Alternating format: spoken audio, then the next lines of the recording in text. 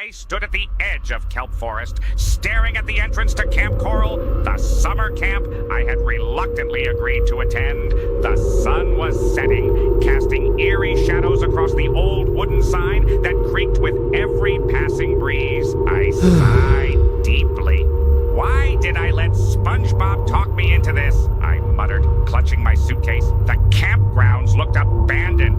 The cabins covered in moss. The only sound was the distant hooting of an owl, which sent a shiver down my tentacles. I took a deep breath and stepped onto the overgrown path, making my way to the main cabin where the camp director was supposed to meet me. The cabin was even more unsettling up close. Its windows were shattered and the door hung on one hinge. I knocked hesitantly. No answer.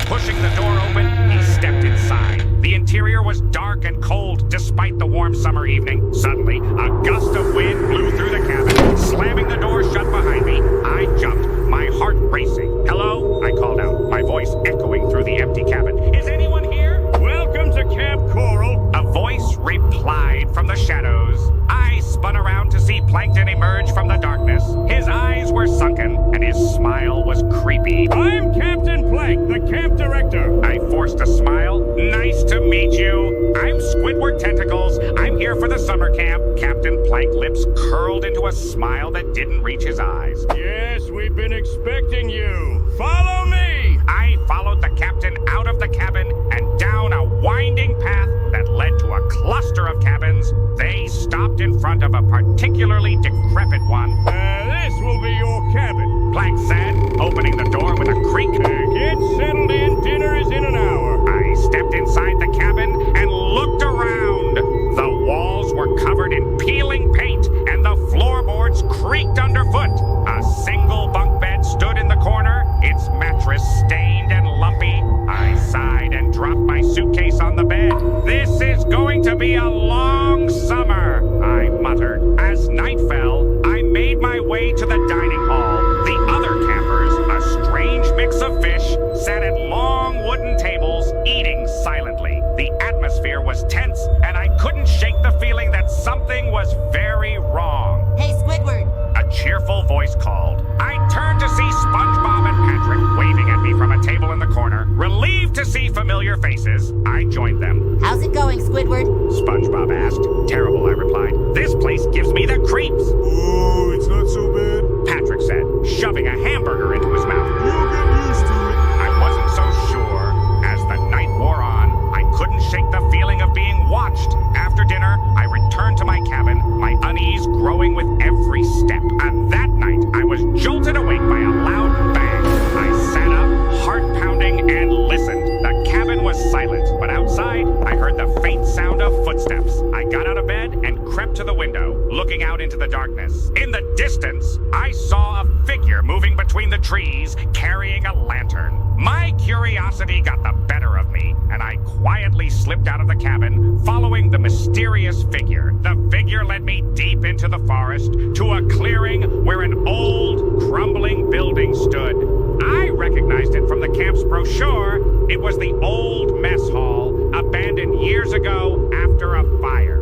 The figure disappeared inside, and I hesitated, fear gripping me. But I had to know what was going on. Taking a deep breath, I stepped through the broken doorway. Inside, the air was thick with the smell of smoke and decay. I saw the figure standing in the center of the room, facing away from me. "Hello!" I called out, my voice trembling. The figure turned slowly, revealing a ghostly face, its eyes glowing with an otherworldly light. I gasped, stumbling backward. The ghostly figure raised a bony hand, pointing directly at me. "Leave this place, The ghost hissed. or suffer the same fate as those before you." I turned and ran, my mind racing. I had to find SpongeBob and Patrick and get out of Camp Coral before it was too late. Back at the cabin, I found SpongeBob and Patrick already awake, looking as terrified as I felt. "We need to leave," I said, breathless. Now, together, we fled into the night, the ghostly warnings echoing in our ears. We didn't stop running until we reached the edge of the campgrounds, the sun just beginning to rise. As we looked back, we saw the ghostly figure standing at the entrance. watching us with glowing eyes. Remember, It called out. you can never escape Camp Coral. Shivering, I, SpongeBob, and Patrick made our way back to Bikini Bottom, vowing never to speak of that terrifying summer again. But deep down, I knew that the ghost's warning would haunt me for the rest of my days. I received a text message from a number I didn't recognize. I'm under your bed, it read. I froze, my heart pounding.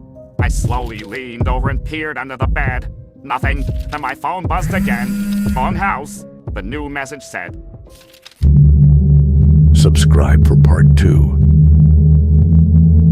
The woman next to me in bed is an imposter, not my wife. And I know she's not my wife because I killed her last summer. You're not my mother, I hiss at the woman who has been impersonating her all day. The woman smiles and whispers, I'm not. But we both know you're not their real daughter either. Ever since Patrick's body was found in the creek near our house, SpongeBob has not allowed me to leave the home. Keeping me chained up in the basement is the only way to prevent me from hurting anyone else. Squidward, I need you to calm down and open the door. Can you do that for me? SpongeBob's soothing voice called from the other side of our front door. But as I hid in my closet watching the door camera, I realized it wasn't SpongeBob. It was Plankton holding a knife. Huh? Why is Plankton knocking on my door holding a knife, pretending to be SpongeBob? Comment what you think he wants. Ah, I'm scared. Shut up! Open the door and don't read the comments, you big nose! I turned off the lights, getting ready for bed. Just as I was drifting off, I saw a demon glowing eyes staring at me from my closet. They blinked, then vanished, leaving me wide awake. Should I fake being asleep or run to SpongeBob's house for help? Let me know what you think. I took a picture of my living room, and when I looked at it later, there was a shadow in the corner. He wasn't there when I took the picture, and it looked like a demon. I'm scared. What should I do? Call the police or call SpongeBob? To get rid of the demon.